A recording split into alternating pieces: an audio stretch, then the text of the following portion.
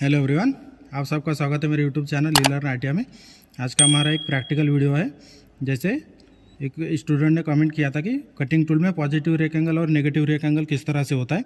तो जो भी लेथ कटिंग टूल होते हैं हाई स्पीड स्टील के, इसमें पॉजिटिव रेक एंगल और नेगेटिव रेक एंगल होते हैं, और तीसरा होता है जीरो रेक एंगल। तो किस तरह से होता है इसके बारे में आप पूरी डिस्कस करेंगे, प्रैक्टिकली देखेंगे कि किस तरह से पॉजिटिव रेक एंगल होता है और नेगेटिव रेक एंगल होता है। तो सबसे पहले एक बात मैं क्लियर कर देना चाहता हूँ कि जो भी कार्बाइड टिप टूल होते हैं, यहाँ पर आप देख सकते हैं कार्बाइड टिप टूल है, इसका जीरो और नेगेटिव रेक एंगल होता है। जहाँ पे जब हम कटिंग टूल को तैयार करते हैं तो इसका जीरो नेगेटिव रेक एंगल होता है। इसको हम नेगेटिव जीरो रेक एंगल होता है कार्बाइड टूल में। इसे हम नेगेटिव रेक एंगल किस तरह से बना सकते हैं, जैसे मान लीजिए कि ये जो हमारा टिप है, टिप पैरेलल में है।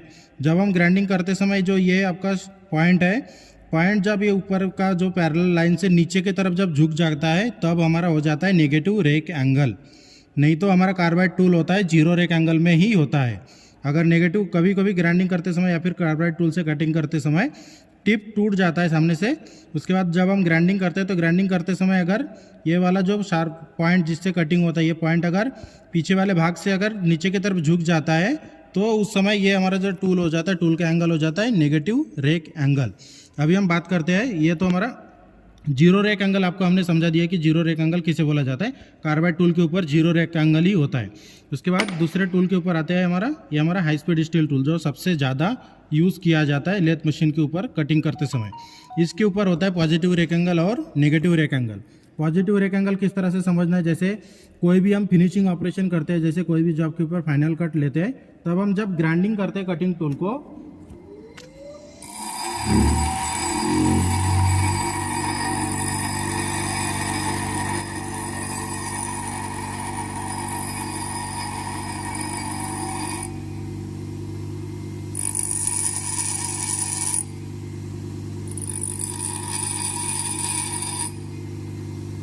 मान लीजिए कि ये हमारा एक कटिंग टूल है, तो एग्जैक्ट यहाँ पर आप देख सकते हैं जो हमारा पॉइंट है और पीछे वाला भाग है, यहाँ से ये पॉइंट वाला पीछे वाला भाग और पॉइंट का जो यहाँ पर आप देख सकते हैं जो हमारा पॉइंट है, ये वाला पॉइंट हल्का नीचे की तरफ चला गया है, बहुत ही माइनर नीचे की तरफ चला गया, मतलब ये हमारा हो गया negative rake angle. Positive rake angle कैसा होता है, जैसे ये हमारा ग्राइंडिंग करते समय जब हम फाइनल फिनिशिंग के लिए ग्राइंडिंग करते हैं तो क्या करते हैं, ऊपर ये जो हमारा पॉइंट होता है, पॉइंट ऊपर रहता है और पीछे वाला भाग हल्का डाउन रहता है। जैसे अभी इस कंडीशन में जैसे आप देख सकते हैं एकदम बिल्कुल पॉइंट में ये नीचे की तरफ है, जैसे मैंने बताया था नेगेटिव, तो उसी तरह पॉइंट वाला भाग हल्का पीछे वाला भाग से ऊपर रहता है, जिसे बोला जाता है positive rake angle. Positive rake angle का काम होता है फिनिशिंग, कोई भी फिनिशिंग कट करते समय पॉजिटिव रेक एंगल से ही फिनिशिंग कट लिया जाता है। और जो नेगेटिव रेक एंगल होता है, नेगेटिव रेक एंगल का काम होता है रफ टर्निंग करने के लिए। कोई भी अगर रफ टर्निंग हम कर रहे हैं, डेप्थ ऑफ कट ज़्यादा देके, उस समय नेगेटिव रेक एंगल का काम होता है जो कटिंग टूल में दिया जाता है। अगर जैसे मान लीजिए कोई भी हमें कार्बाइड टूल से अगर जब हम कट करते हैं तो कार्बाइड टूल का सामने वाला पॉइंट हल्का रेडियस में रखा जाता है, तो ज़्यादा डेप्थ ऑफ कट देने के लिए। उसी तरह से नेगेटिव रेक एंगल का काम होता है ज़्यादा डेप्थ ऑफ कट देके काम करने के लिए। और जो हमारा कटिंग टूल में पॉजिटिव रेक एंगल हम जब तैयार करते हैं तो हमारा फाइनल फिनिशिंग के लिए। तो अभी फिलहाल जो हमारे हाथ में जो कटिंग टूल आपको दिखाई दे रहा है, इसमें पॉइंट बिल्कुल एकदम पॉइंट में नेगेटिव रेक एंगल है। पॉजिटिव रेक एंगल अगर हमें ग्राइंडिंग करना है तो हम ये सामने वाले भाग को हमें ग्राइंडिंग करके पीछे वाले भाग से हल्का ऊपर की तरफ रखना है ये वाले पॉइंट, तब हमारा हो जाता है ये पॉजिटिव रेक एंगल जो फिनिशिंग ऑपरेशन के लिए किया जाता है। इस तरह से आज का जो हमारा वीडियो था, वीडियो में सिर्फ इतना इंपॉर्टेंट बताना था कि जो कटिंग टूल में रेक एंगल होता है वो कौन कौन से होते हैं, zero rake angle, positive rake angle और नेगेटिव रेक एंगल।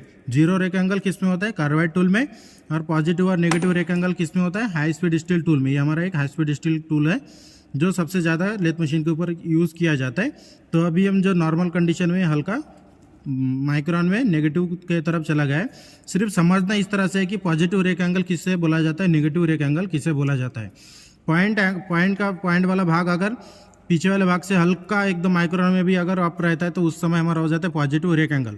कभी भी आप जब थ्योरेटिकल कटिंग टूल के एंगल जब देखते हैं तो ये जो कटिंग टूल के एंगल होता है, नीचे के पॉइंट से पीछे वाला भाग, ग्राइंडिंग वाला भाग ऐसे रेडियस में दिखाया जाता है और पॉइंट को ऊपर की तरफ दिखाया जाता है, जिससे आपको समझ में आना चाहिए कि पॉइंट जो ऊपर की तरफ होता है उसे बोला जाता है पॉजिटिव रेक एंगल, और जो नेगेटिव रेक एंगल होता है ये पॉइंट नीचे की तरफ डाउन हो जाता है पीछे वाले भाग से, जिसे बोला जाता है नेगेटिव रेक एंगल।